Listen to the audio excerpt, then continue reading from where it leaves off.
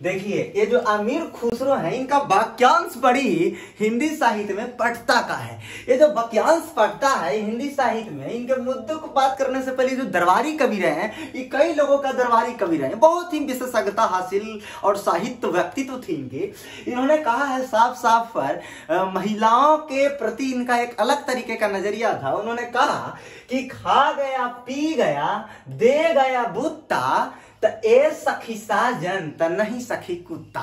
यानी सीधा सा अर्थ है। आप सोच लीजिए कि आज के समाज में, सोसाइटी में ये कितना अप्रूवल वाली बात है, ये समझ सकते हैं। यानी कहने का अर्थ है कि बुत्ता बताने वाली बात इन्होंने कहा। यानी बुत्ता का सीधा सीधा अर्थ क्या है? झूठा।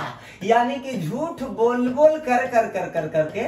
और हाँ, ये लागू जो है आज के समाज में इसीलिए ज्यादा, क्योंकि समाज जो है अलग तरीके से व्यवहार में बदलाव के कड़ी मोड़ में उछल कूद करने लगा है। रीजन क्या है? इन्होंने एक बात और कहा, बड़ा बिजोड़ अमीर खुसरो ने एक बात कहा है। इनको ये तो कई लोगों का दरबारी कवि रहे हैं, जिसमें बलवंत जैसे शासक का दरबारी कवि रहे हैं। वाह, कितना बड़ा इनका जो नेतृत्व क्षमता रहा है।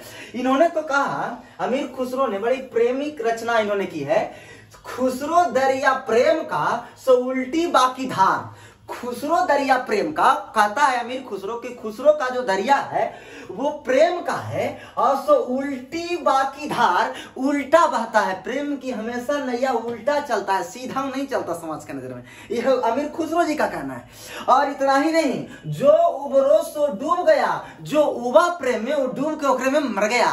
और जो डूबा सो पार, जो एक बार डुबकी लगा लिया उसका नैया पार। इन्होंने कितनी मैंने एकदम आजकल के साइंटिफिक अप्रोच लेकर के इसको फिट बैठाने की कोशिश किया है। एक बातें और कहें, इन्होंने एक और वाक्यांश कहा है जो महत्वपूर्ण वाक्यांश है हिंदी साहित्य में, जिससे देखिए, लिपट लिपट के बाके सोई, छाती से छाती लगा के रोई, तो दांत से दांत बजे तो ताड़ा, तब पूछती है कि ये सखी साजन तो न सखी जाड़ा। बताइए, जाड़ा के महीना में दांत से दांत बजता है कि नहीं बजता है?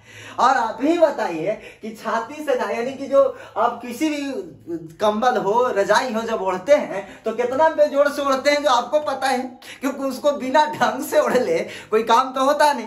और इसीलिए इन्होंने बहुत ही बेहतरीन बात है कि इसको समझनी होगी बात। आगे कहा कि रात समय वह मेरे आवे, मैंने रात में आ जाता है। कौन ऐसा चीज है भाई?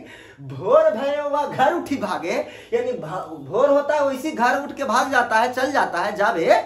और यह अचरज है सबसे न्यारा। कहा कि ये अचरज आज तक सखी हम समझवे न किए, इतना न्यारा। तो ए सखी साजन त न सखी तारा। तारा बताइए, शाम में आता है, भोर में भाग जाता है कि नहीं भाग जाता है? लेकिन हाँ, ये इसका कॉन्सेप्ट अलग है, लेकिन इसका फीचर अलग है। दोनों में बहुत ही माइन्यूटली मिस्टेक हो सकते हैं। इस चलते इस चीज को देखिए, ये अमीर खुसरो का इतनी बेहतरीन वक्तव्य है कि मैं इसका कह नहीं सकता। इनके बारे में पढ़िएगा हिंदी साहित्य में तो बहुत एक पर एक इनकी रचनाएं हैं। और इतना ही नहीं, एक बात और कहें, एक बात जो कबीर के बारे में कहा गया है, कबीर कुत्ता राम का। बताइए, कबीर जो है वो कुत्ता है किसका? प्रभु राम का। प्रभु राम का जो चरित्र चित्रण है, आप जानते हैं, प्रभु राम कोई और नहीं है, सत्य है। प्रभु राम कोई और नहीं है, निष्ठा है। प्रभु राम कोई और नहीं है, सीतापति है। प्रभु राम कोई और नहीं है, दशरथ पुत्र है। प्रभु राम कोई और नहीं है, अयोध्या शासक है। अरे प्रभु राम कोई और नहीं है, राम राज का कॉन्सेप्ट है। आज दुनिया कहता है कि हम राम राज लाना चाहते हैं, यही राम है। राम बहुत अलग चीज है। यानी भक्ति करो तो कुत्ता बन जाओ, चाहे तुम आदमी के भक्त बनो। आदमी के भक्त बनने का मतलब यहाँ प्यार से मैं संबंध दे रहा हूं, प्रेम से। तो कुत्ता बन जाओ, कर पीछे पीछे चलो।